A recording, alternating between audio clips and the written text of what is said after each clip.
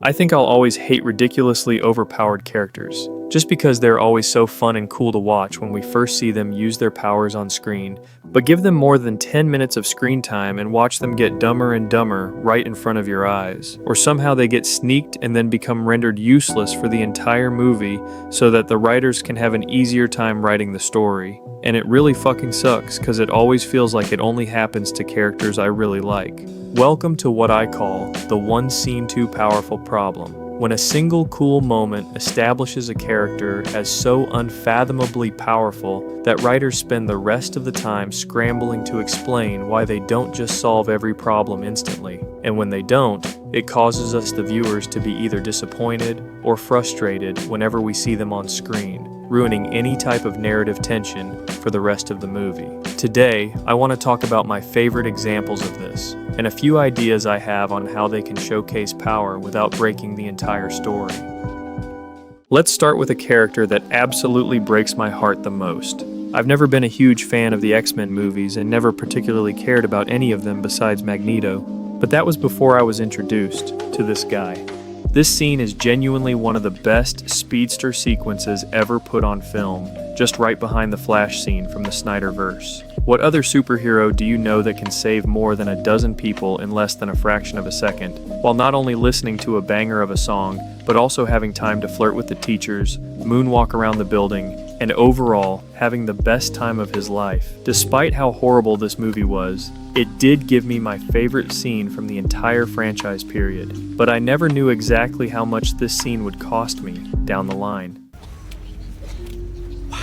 By establishing that Quicksilver can move so fast that bullets become a complete non-factor, they made it nearly impossible to include him in future conflicts without raising an obvious question. Why doesn't he just do that every single time? And this goes for nearly every speedster ever. He saved everyone from an exploding building and did the same thing for Magneto and Charles in Days of Future Past before any one of them could even react. So why isn't he also just running up and knocking Apocalypse unconscious? The answer, of course, is that it would end the movie in 5 minutes and make the villain they've been hyping up for the past 2 hours completely irrelevant. So writers have to come up with increasingly contrived reasons why the fast guy doesn't just speed blitz the problem, like Apocalypse pulling out this super perception out of his ass. Jean Grey does the same thing and knocks Quicksilver out. No explanation, just the villain is all powerful, so Quicksilver doesn't work anymore. This is the core of the problem. Once you show a character at their peak power level, anything less than that feels like they're either holding back or getting nerfed for plot convenience. You didn't see that coming. His little sister suffers from the exact same problem. I watched a video by the Comic Explainer about the House of M comic where Wanda essentially completely erases the powers of every mutant in existence just by saying one phrase. When he was explaining how exactly she was able to do this and what her actual powers were, his answer basically was, whatever the fuck she wants it to be. And Wanda in the MCU definitely follows the same principle. We first see her in Age of Ultron, and if you didn't know her from the comics, you would think her powers were just mind control and pushing things around, manageable for the writers for sure. But then we get to the end of the movie after Pietro dies, and she completely atomizes every single enemy around her. When we see shit like this, we start to think to ourselves on how unbeatable she's going to become in the next movie, just for her to never do this again.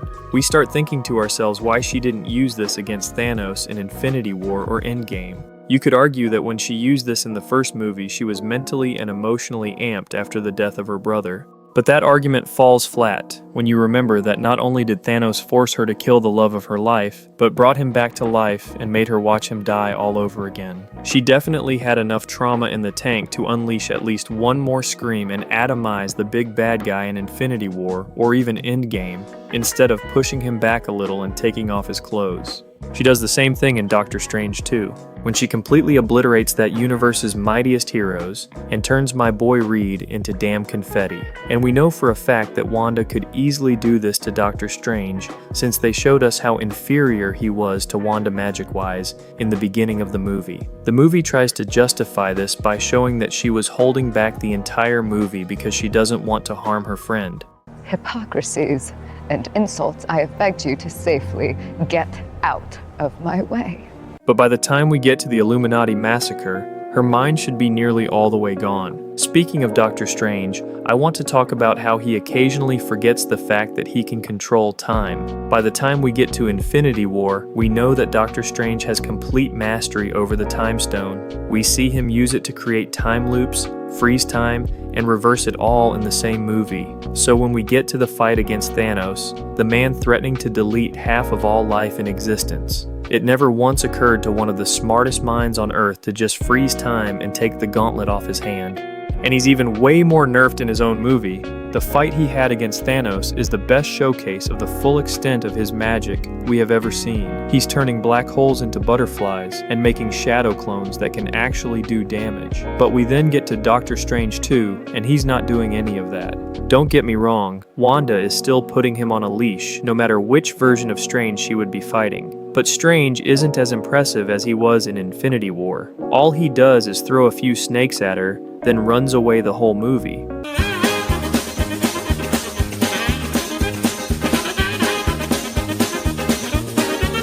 Their fights should be way closer than the movie makes it look. So when we're forced to watch 2 hours of a superhero that was going toe-to-toe with Thanos running away the entire time, it feels so unsatisfying, since we remember the stuff he used to do.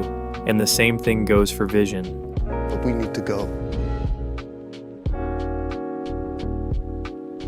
While I don't think this applies to Vision completely, he is a character that suffers from nerfs, so that whoever is in front of him can have an easier time going against him. Vision, just like Wanda, was introduced as one of the strongest allies to the Avengers. He could push Thor back during his birth, shoot lasers out of his mind, phase through inanimate objects, and by luck defeat the strongest Avenger in hand-to-hand combat. So knowing all this, it's completely insane how much of a non-factor he was in Civil War. Besides pushing Ant-Man around and handicapping his own teammate, he contributed nothing in stopping that brawl. The only real problem for him in Team Cap was Wanda, so he could have at least stopped Bucky or fricking Falcon. And then the very first scene we see of him in Infinity War is him getting sneaked by aliens that can somehow cut through vibranium and is rendered useless for the entire movie.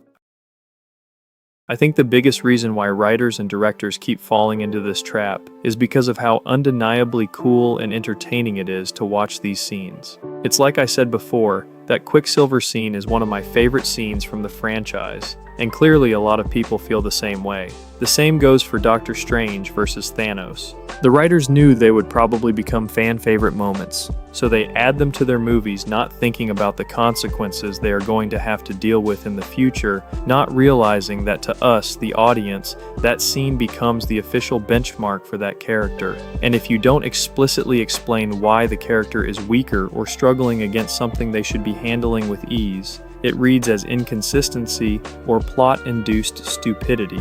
So to avoid this, and find cool ways to showcase a person's unbelievable power without writing yourself into a corner, I have a few ideas. The first and most obvious thing we can do to any overpowered character is to set limitations for them and have them break it slowly through time or training, instead of showing the character at peak power early. Deku from My Hero Academia is a good example of this. Deku has one of the strongest quirks in the entire anime, but before he can use that power, he has to consistently train and study before using it to its fullest potential.